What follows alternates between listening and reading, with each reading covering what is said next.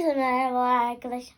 Bugün sizlerle birlikte yine Start oynuyoruz. Şimdi slime'ımızı gördüğümüz gibi şöyle.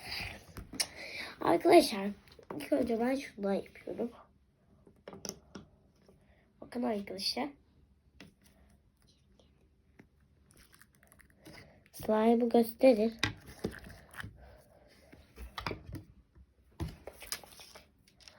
Şimdi şöyle gibi bir şey yapacağız.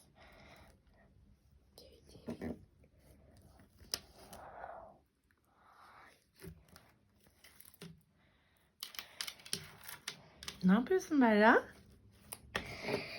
Size dolma yapıyorum. Dolma mı? Hadi bakalım, çok heyecanlandım. İlk önce koyuyoruz içine.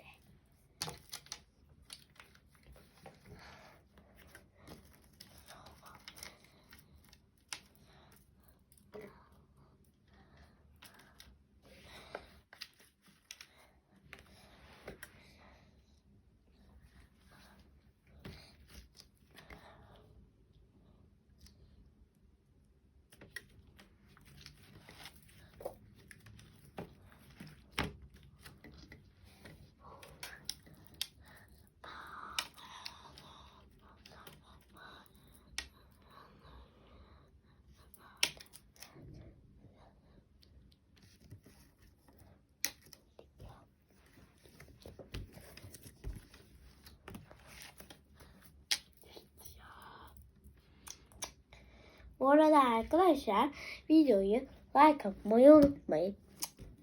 Arkadaşlar burada ben şey gibi yapmıyor muyum? Lina gibi.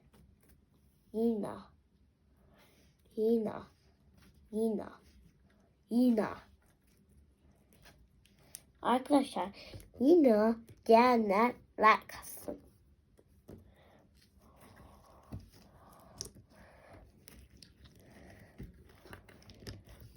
İşte dolma. Eline sağlık.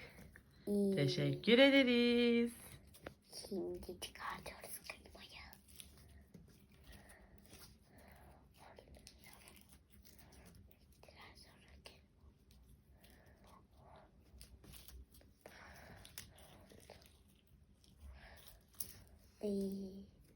Bye bye.